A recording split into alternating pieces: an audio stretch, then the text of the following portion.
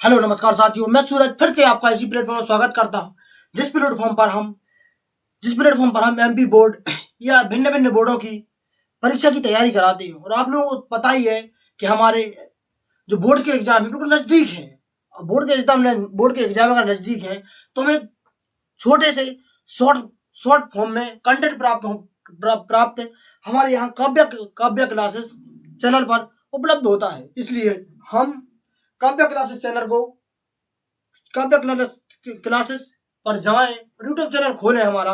तो इस पर आपको नए नए तरीके के कंटेंट प्राप्त होगा, जिससे आप लोगों को परीक्षा के पेपर में जो क्वेश्चन आते हैं उनको सॉल्व करने में बहुत आसानी होती है। आज हम एक नया कंटेंट लेकर चलते हैं, मांग को प्रभावित करने वाले तत्वों को समझाइए।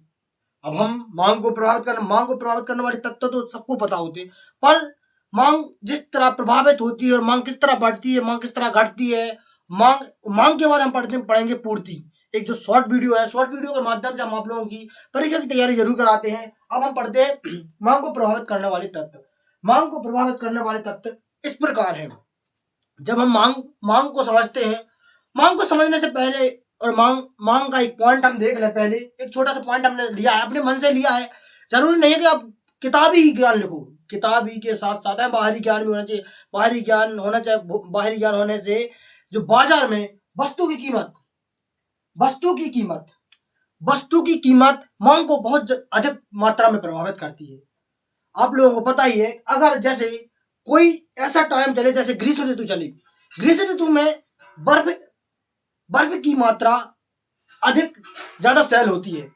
तो वो बर्फ जब अगर बर्फ अगर हम तैयार करते हैं तो बर्फ वो अधिक कीमत होती है। तो ग्रीष्म ऋतु में बर्फ की डिमांड अधिक होती है, और बर्फ की डिमांड यानी मांग अगर अधिक रहेगी तो कीमत कम रहेगी। आप लोगों को यह जानना अति आवश्यक है। जब मांग बढ़ेगी तो पूर्ति कम होगी, क्योंकि कीमत जब कीमत बढ़ती है तो पूर्ति कम होती है। किसी भी चीज में, जैसे हम खाद्यान्न मतलब कुछ जो खाद्यान्न हम लेते हैं दुकानों से, राशन वगैरह लेते हैं, अगर कोई जैसे चीनी का मूल्य अगर 35 रुपये हो गया कि 50 रुपये हो गया, तो हम उसको थोड़ा कम भी ले सकते हैं, क्योंकि हम उनकी जगह पर जो वहां पर स्तंभ वस्तुओं का प्रयोग हो सकता है कि एक दूसरे के स्तर पर कोई वस्तुओं का प्रयोग कर ले। पर यहाँ हम अगर वस्तु की कीमत आगे बढ़ती है, यानी वस्तु का मूल्य आगे बढ़ता है, अगर वस्तु का मूल्य आगे बढ़ता है तो निश्चित ही उसकी डिमांड कम होगी। वस्तु की कीमत आप लोगों को पता है कि वस्तु की कीमत बढ़ती है तो डिमांड कम होती है। जब भी वस्तु की कीमत बढ़ी है तो मांग कम हुई है। अब हम कैसे प्रभावित हो रही है? जब मांग मौसम किसी टाइम का मौसम है, जैसे शरद ऋतु है, शरद ऋतु में कपड़ों मतलब गर्म कपड़ों की आवश्यकता होती है, जिससे मांग अधिक मात्रा में प्रभावित होती है। क्योंकि मांग अगर किसी वस्तु की अगर मांग अधिक मात्रा में रहेगी तो उसकी कीमत निश्चित ही कम होगी, और कीमत कम होगी तो मांग बढ़ेगी। इसका ये मुख्य नियम है कि कीमत बढ़ेगी और मांग घटेगी, और मांग बढ़ेगी तो कीमत घटेगी। दूसरा, हम वस्तु का स्टॉक, अगर कोई उत्पादक अपने वस्तुओं का उत्पादन करता है, अगर कोई उत्पादक वस्तुओं का उत्पादित करता है, जैसे जैसे उत्पादित करता है और वो एक लंबे समय से वस्तुओं का स्टॉक बनाता जा रहा है, अगर लंबे समय से वस्तुओं का स्टॉक बनाता जाएगा तो बाजार में निश्चित ही उन वस्तुओं की कमी महसूस होगी, और कमी महसूस होगी तो वस्तु की कीमत ग्रोथ करेगी, वस्तु की कीमत बढ़ेगी और मांग घटेगी। वस्तु की कीमत बढ़ेगी तो मांग निश्चित ही घट जाएगी। कीमत निर्धारण, हमें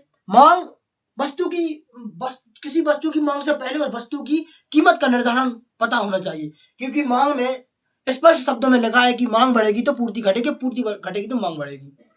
मांग से ही पूर्ति का घनिष्ठ संबंध होता है।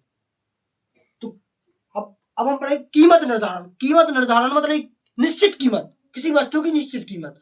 अगर किसी वस्तु की निश्चित कीमत हो जाती है तो मांग अपने आप समतल रहेगी और मांग ना बढ़ेगी ना घटेगी। बाजार द्वारा प्रभावित